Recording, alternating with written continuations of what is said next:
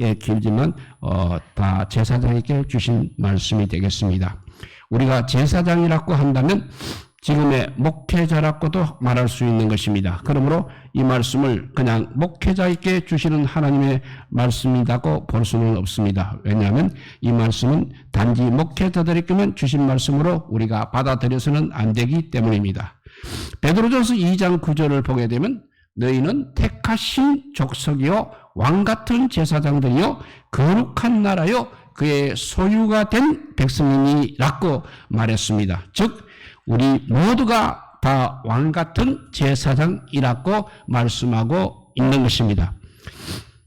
즉 여기서 너희란 말은 예수 그리스도를 믿는 모든 성도들을 뜻하고 있습니다. 그러므로 오늘의 말씀은 단지 목회자들에게만 적용되는 그런 말씀이 아니라 하나님 앞에서 제사장으로 인정받는 모든 믿는 모든 자들에게 주신 말씀이 되겠습니다. 그러므로 오늘의 말씀은 좁은 의미로는 그냥 영적 지도자들에게 주시는 말씀이요 넓은 의미로는 예수 그리스도를 믿는 우리 모든 성도들에게 주시는 말씀인 것입니다. 그러니까 믿는 성도들은 모두가 지도자라는 것입니다. 오늘 말씀을 읽으면서 마음에 우리가 많은 찔림과 두려움이 생겼을 것입니다. 교회 지도라서 목회자의 모습과 역할이 참 부족하다는 생각도 하게 될 것입니다. 목회자만 교회의 지도자라고 생각하지 않습니다. 교회에 있는 모든 지체들은 다 지도자가 되는 것입니다. 그리고 그러니 우리 모두는 지도자가 되어야 하는 것입니다. 목회자의 부족함으로 인해 지체들이 아픔을 당하고 힘들어해서는 안 되겠습니다. 그래서 지도자는 참으로 중요합니다. 담임 목사만이 교회 지도자라고 생각하지는 않습니다. 많은 평시도 지도자들이 있는 것입니다. 또 교회의 모든 지도자들은 다 지도자인 것입니다. 그리고 우리 모두는 반드시 지도자가 되어야 하는 것입니다. 세상의 빛과 소금인 그리스도인들 모두는 교회와 가정과 직장 등 우리가 속해 있는 모든 자리에서 지도자로서 부르심을 받은 사람들입니다. 교회의 모든 지체들이 그들이 있는 곳에서 여러 모양으로 지도자의 역할을 감당하는 것이 우리 모두의 소망인과 동시에 우리 모두의 기도 제목인 것입니다. 우리 모두에게 리더로서의 충분한 잠재력을 가지고 있다고 믿습니다. 하나님께서 우리들에게 그런 능력을 주셨습니다. 이것은 반드시 우리 모두가 사회에서 앞에서 이끄는 사람이 되어야 한다는 것을 말하고 있는 것입니다. 우리 모두가 대통령이 되어야 하고 우리 모두가 회장이 되어야 하고 우리 모두가 인도하는 리더가 되어야 한다는 것을 뜻하는 것은 아닙니다. 헤르만 헬스가 쓴 동방의 얼어의 여행이라는 소설이 있습니다. 이 책을 보면 어떤 그룹이 여행을 떠나게 됩니다. 그 여행자 중에 네오라는 종이 있었습니다. 그리고 아주 즐겁게 여행을 떠났습니다. 아무 문제 없이 잘 가다가 그 네오라는 종이 어떤 사정으로 그 그룹에서 이제 떠나게 되었습니다. 꽤 오랫동안 네오라는 종이 없이 그 그룹은 여행을 계속했습니다. 그런데 네오라는 그 종이 없어지고 나서부터 그 그룹에 문제가 생기기 시작을 했습니다. 그전까지는 같이 가면서도 그의 존재에 대해서 별로 신경을 쓰지 않았습니다. 그 종을 단지 사람들을 돌봐주는, 사람들이 힘들어하는 일을 뒷바라지하는 자로 그렇게밖에 생각하지 않았습니다. 그런데 그 사람이, 그 종이 없자 많은 문제들이 발생하고 있는 것입니다. 그래서 그 그룹은 엉망이 되어 버렸습니다. 나중에 그 그룹의 사람들은 왜 그렇게 되었을까 생각을 해 보았습니다. 네오는 비록 종에 불과했습니다. 함께한 일행들의 일을 뒤처리하는 사람에 불과했습니다. 왜 이 모양이 되었을까 그렇게 한번 생각해 보았습니다. 그때 네오의 주인은 비록 종이었지만 그는 그 그룹의 지도자 역할을 감당하고 있었다는 결론을 내리게 되었다는 것입니다. 이와 같이 지도력이라는 것은 꼭 앞에서 어떤 일을 주도적으로 이끌어가는 것을 의미하지는 않는 것입니다. 보이든 보이지 않든 간에 주위에 있는 사람들에게 영향력을 끼치는 것이 바로 지도력인 것입니다. 우리 모두는 주위 사람들에게 영향력을 주고받으며 살아가고 있습니다. 그런 면에서 우리 모두는 지도자라 할 수 있는 것입니다. 그러면 우리는 어떤 지도자입니까? 우리는 어떤 지도자가 되기를 소망하고 있습니까? 가정에서, 교회에서, 직장에서, 학교에서 우리는 어떤 모습을, 어떤 지도자의 모습으로 살아가고 있습니까? 그런데 하나님을 두려워하는 지도자가 필요한 것입니다. 오늘 본문은 포로 후기 시대의 지도자였던 제사장들에 대해서 말씀하고 있습니다. 바벨론 포로 후기 때 유대에는 유다 땅에는 왕과 같은 정치적인 지도자가 있었습니다. 그 시대의 유대 나라는 성전 중심의 신앙 공동체였습니다. 그러므로 그 시대의 제사장들이라는 것은 바로 단지 종교적인 지도자였을 뿐만 아니라 그 사이의 지도자였기도 했는 것입니다. 우리도 왕 같은 지도자인 것입니다. 그러므로 제사장에게 주어진 말씀은 동시에 우리 자신에게 주어지는 말씀이라고 생각할 수 있는 것입니다. 오늘 본문은 영적 지도자의 근본적인 문제를 이렇게 지적하고 있습니다. 6절 말씀을 읽어봅니다. 내 이름을 멸시하는 제사장들아, 나 만군의 여호와가 너에게 이르기를 아들은 그 아버지를, 종은 그 주인을 공경하나니 내가 아버지일진데 나를 공경함이 어디 있느냐? 내가 주인일진데 나를 두려워함이 어디 있느냐라고 말하고 있습니다. 하나님의 지적하는 것은, 하나님의 지적은 너희들이 바로 나의 아들이며 나의 종이라. 그런데 아들은 아비를 공경해야 되고 종은 상전을 두려워해야 한다. 그런데 도대체 너희들은 나를 향한 그 공경과 그 두려움이 어디 있느냐 하는 것이었습니다.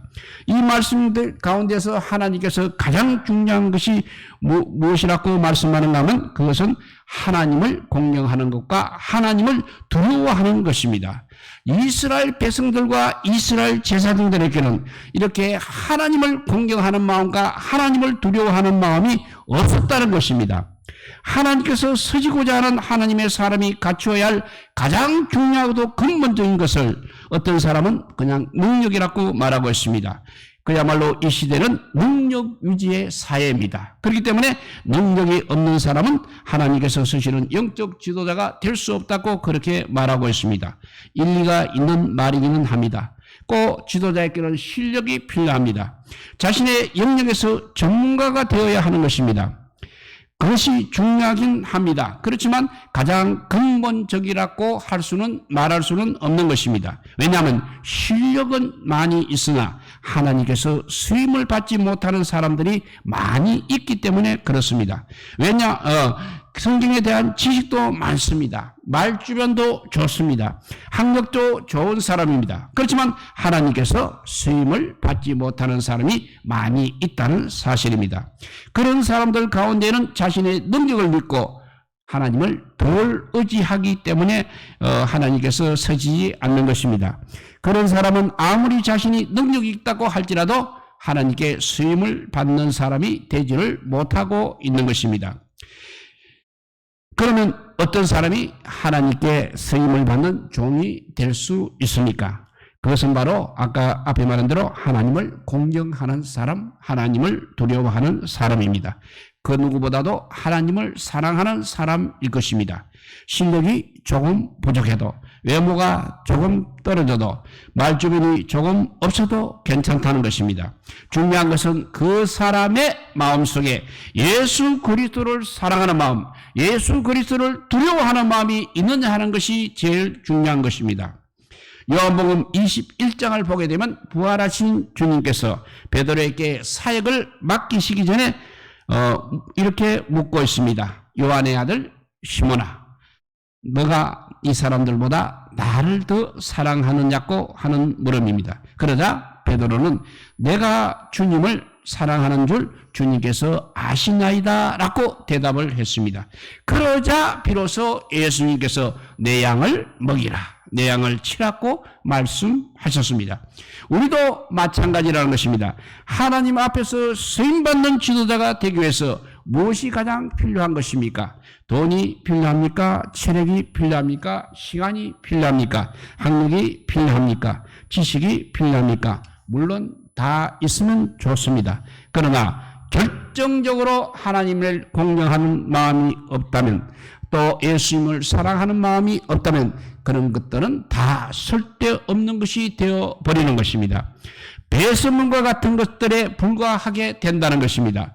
예수님을 두려워하고 예수님을 사랑하는 마음이 없으면 어떤 주님의 일도 감당할 수 없는 것입니다.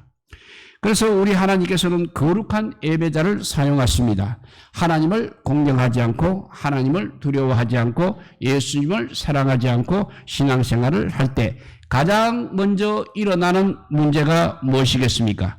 그것은 바로 예배가 무너진다는 것입니다.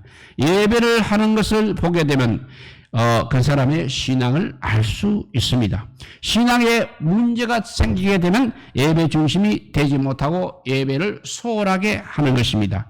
예배 때 꼭 다른 생각이 자꾸 나는 것입니다.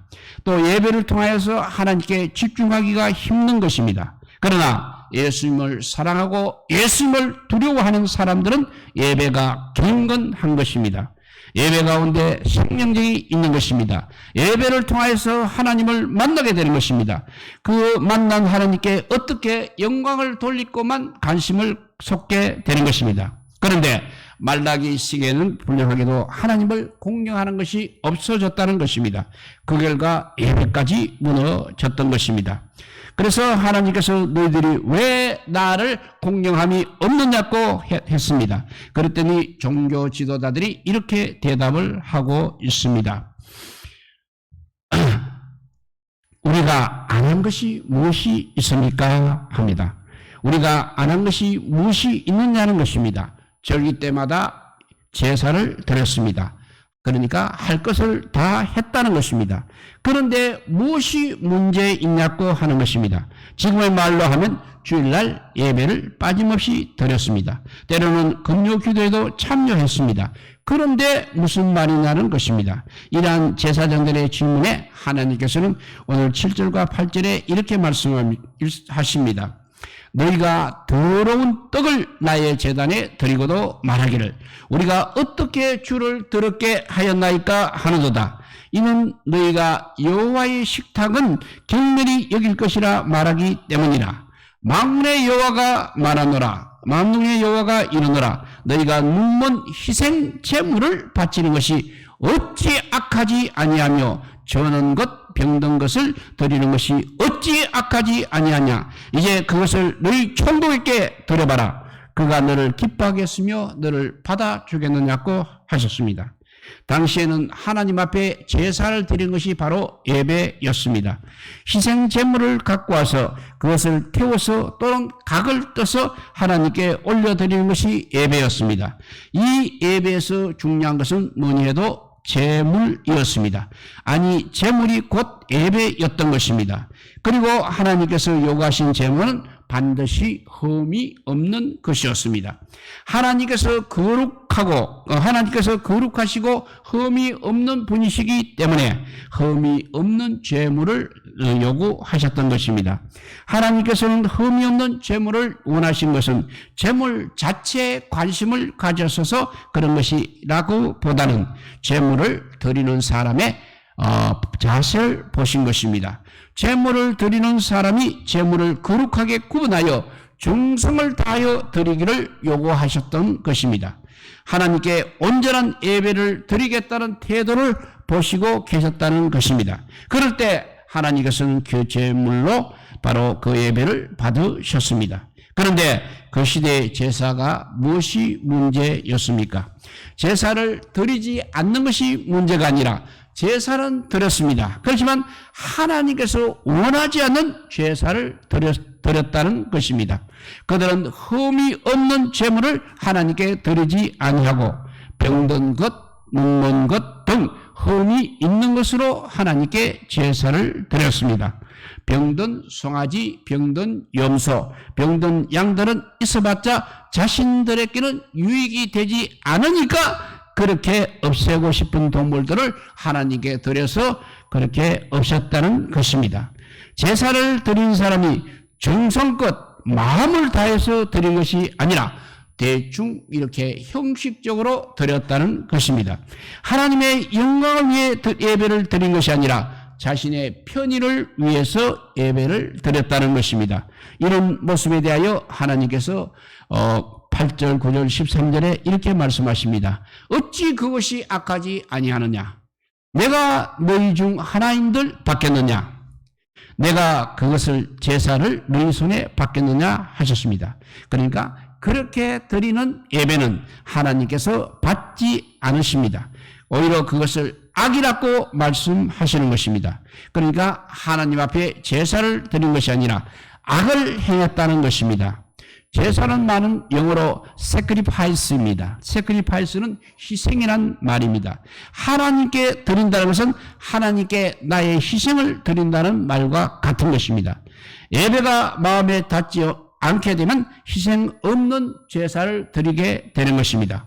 그러면 희생은 무엇입니까? 내가 손해가 나의 손해가 있어야 한다는 것이고, 나의 아픔이 있어야 한다는 것이고, 나의 불편함이 있어야 한다는 것입니다. 내가 가장 귀히 여기는 것을 이렇게 포기함으로 말미암아 하나님께 헌신을 보여드리는 것이 바로 희생입니다. 희생이 없다면 그것은 예배가 아니라는 것입니다. 우리가 예배를 드릴 수 있는 것은 예수 그리스도의 희생 때문인 것입니다. 예수 그리스도의 십자가 때문인 것입니다. 예수님의 십자가의 희생이 있었기 때문에 예수님의 십자가의 희생이 있었기 때문에 우리가 지금 예배를 드릴 수 있는 것입니다. 그러므로 예배 가운데는 항상 예수 그리스도의 십자가가 있어야 하는 것입니다. 십자가 없는 예배는 예배가 아닌 것입니다. 예수님 앞에 나와서 십자가를 볼 때마다 그 십자가의 사랑에 감격을 하고 나를 위해 십자가를 지신 그 사건이 우리 마음 가운데 재현될 때 그 예배가 우리 하나님께서 받으시는 예배인 것입니다. 예배 가운데 지금 예수님의 십자가가 있습니까? 그 십자가가 지금 우리 마음속에 새겨지고 있습니까? 예수 그리스도의 십자가는 바로 예배의 근거인 것을 늘 명심하시기 바랍니다. 그리고 우리가 하나님을 경배하고 찬양하는 이유이기도 한 것입니다. 십자가 없는 예배는 하나님께서 받으시지도 않으실 뿐만 아니라 그런 예배는 하나님 앞에서 오히려 악을 행하는 행위가 되는 것입니다. 예배는 예수님의 희생이 있어야 합니다. 그렇지만 우리의 실질적인 희생도 반드시 있어야 하는 것입니다. 예배는 그냥 나의 편의에 따라 드리는 것이 아니라 하나님의 영광을 위해서 드리는 것입니다.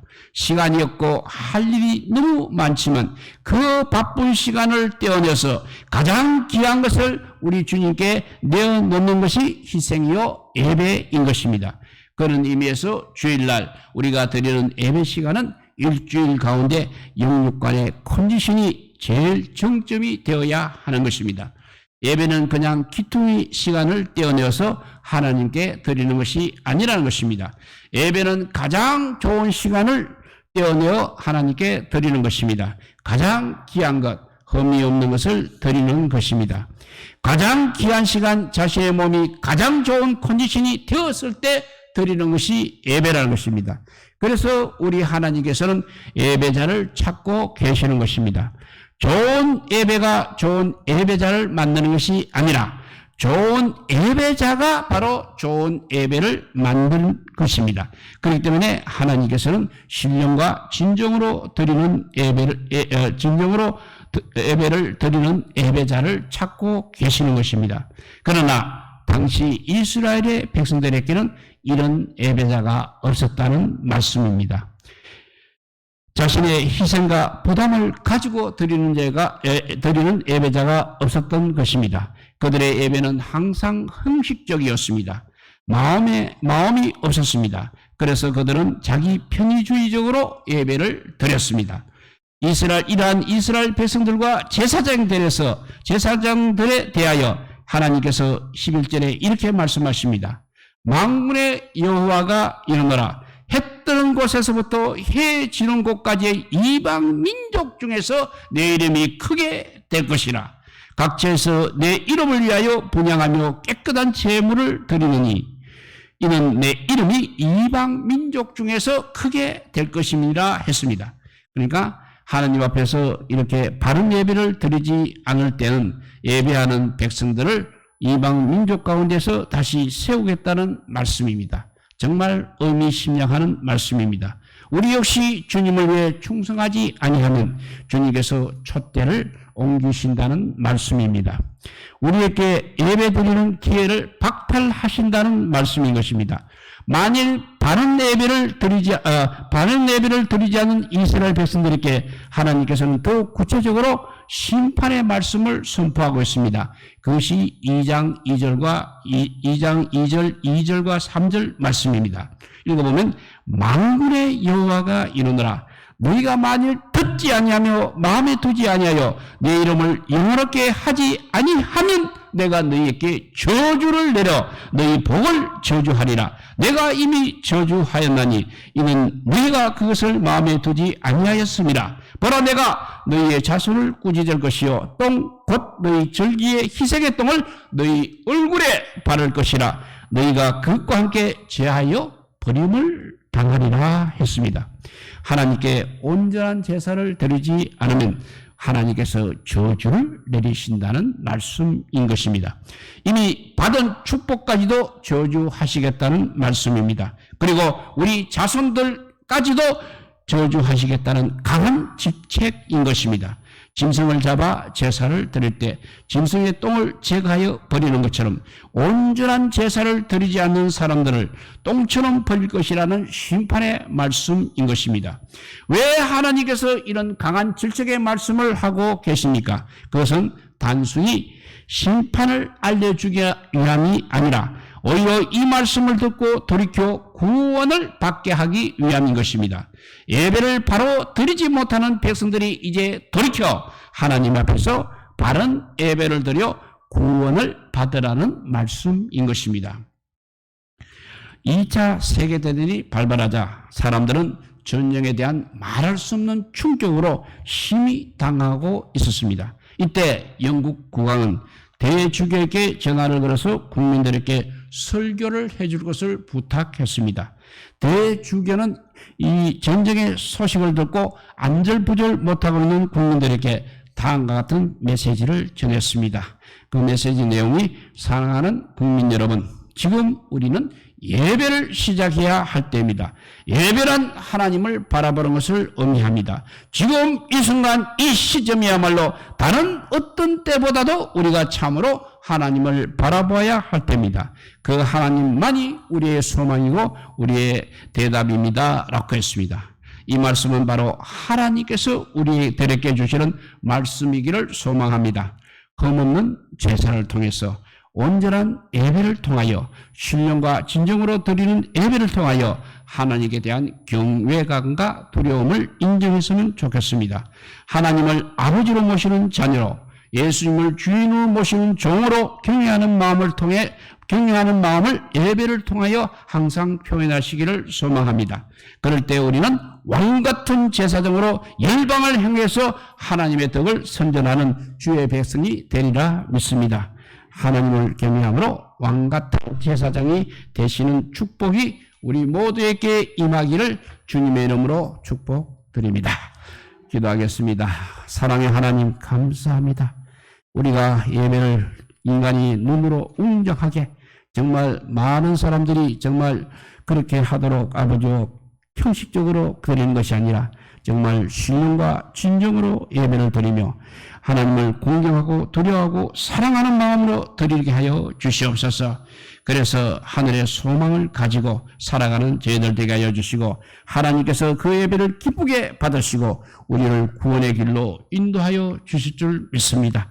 우리 모두 적든 많든 하나님께 드리는 예배, 정말 하나님께서 기뻐하시는 예배가 되게 하여 주시고 하나님을 진정으로 사랑하는 예배를 드리게 하여 주시고 우리가 가진 것 중 시간이라든지 모든 것들 중에 가장 좋은 것으로 항상 하나님 앞에 드릴 수 있는 우리 모두가 되게 하여 주시기를 간절히 빌고 원하올 때 우리 구주 예수 그리스도 이름으로 기도드리옵나이다. 아멘. 예, 찬송